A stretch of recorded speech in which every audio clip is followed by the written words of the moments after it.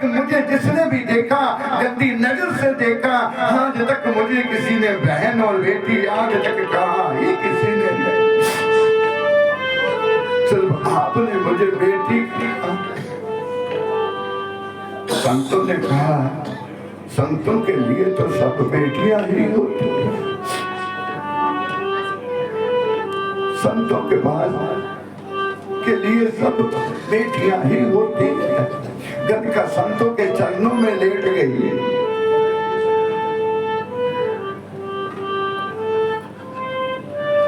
चरणों में लेट करके चरणों नैनों के जल से ही संतों के चरण डुला दिए। गणका ने पूछा, बाबा बाबा कहाँ जा रहे हो? बाबा एक तारा लेकर के कहाँ जा रहे हो? बाबा ने कहा, संसार को जगाने जा रहा हूँ। संसार सो रहा है, संसार को जगाने के लिए एक तारे से मैं संसार को जगाने के लिए जा रहा हूँ। गणका ने कहा, बाबा एक तारे से कौन जागेगा? एक तारे से कौन जागेगा? आज तो बड़े बड़े साज है प्यारे, इतने साज बजाने से कोई जगह नहीं, तो एक तारे से कौन जग पाएगा? कोई नहीं जागेगा। संतों ने कहा, बेटी कोशिश करना अपना धर्म है, कोई जागे ना जागे। संतों ने कहा, ये बेटी आज के बाद तू मेरी बेटी है, मुझे अपने पिता के तुल्य समझो। बेटी ये बताओ मेरे हाथ में क्या है? बाबा एक तारा है। दूसरे हाथ में क्या है? बाबा पिंजरा है। पिंजरे के अंदर क्या है? बाबा एक तोता है। बाबा ने कहा, बेटी मैं कहीं दूर जा रहा हूँ, मेरा एक काम कर देना, कुछ दिनों के लिए इस तोते को संभाल लेना, इस पिंजरे को संभाल लेना। और एक ड्यूटी बजाना, इस तोते के सामने बैठ करके सिर्फ 2-4 बार राम राम बोल देना, मिट्ठू राम राम, बस मिट्ठू राम राम इतना कह देना। ये बराबर बोलेगा जिसकी खुराक है।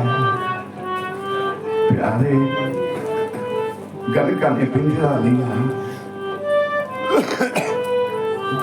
पिंजरा लिया, घर में एक चौकी रखी, चौकी के ऊपर कपड़ा बिछाया और कपड़े के ऊपर पिंजरा रख लिया और तोते को भोग लगाया।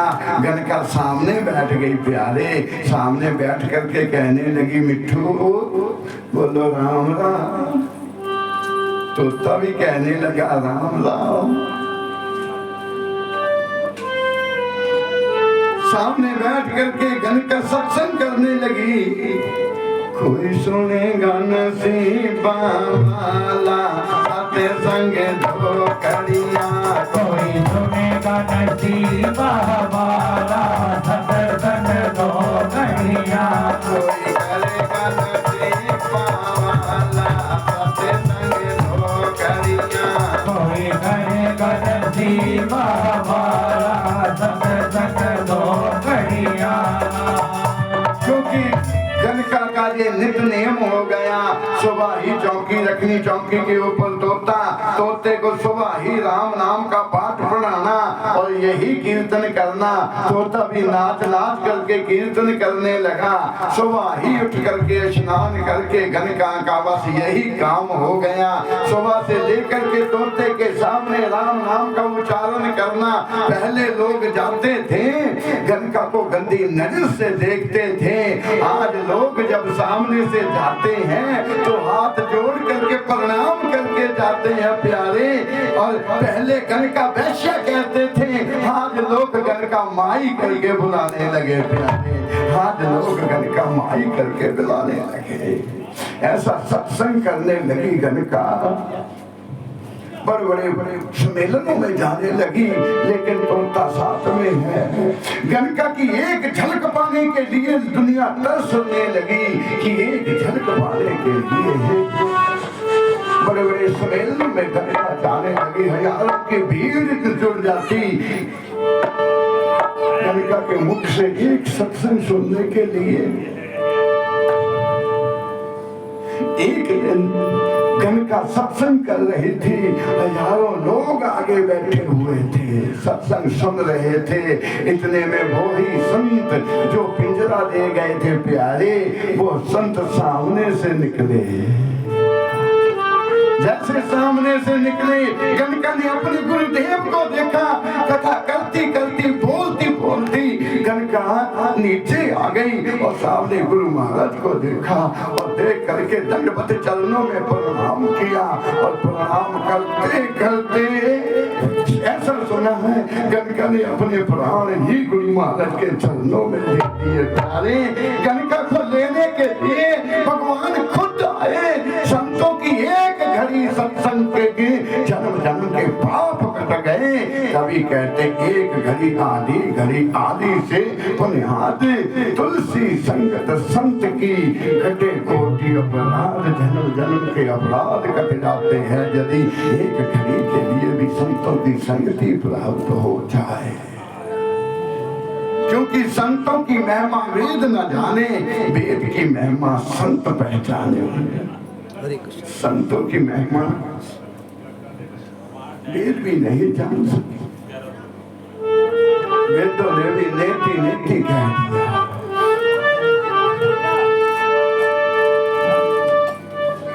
तभी हम कहते हैं भगवान किसी की जात नहीं देखते, भगवान किसी की ऊंच नीच नहीं देखते, भगवान किसी की सुंदरता नहीं देखते, भगवान किसी का धर्म नहीं देखते। प्यारे ठाकुर तो ये केवल ये देखते कि इसका भाव कैसा है, इसका अंदर से भाव कैसा है।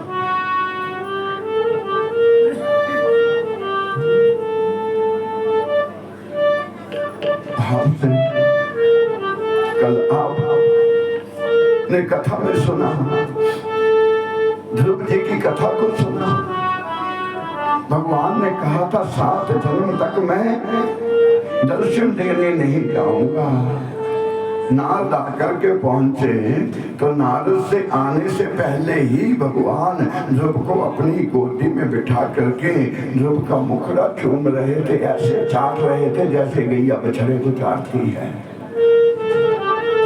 नारद ने पूछा, भगवान आपने तो कहा था मैं 7 जन्म तक दर्शन देने नहीं जाऊंगा, अब तो मुझसे पहले ही आ गए। तो भगवान ने कहा, नारद आपने ये कहा था ध्रुव को दर्शन देने कब जाओगे? दर्शन देने तो मैं 7 जन्म के बाद ही आऊंगा। आज तो मैं ध्रुव के दर्शन करने आया हूँ प्यारे, आज ध्रुव के दर्शन करने आया हूँ।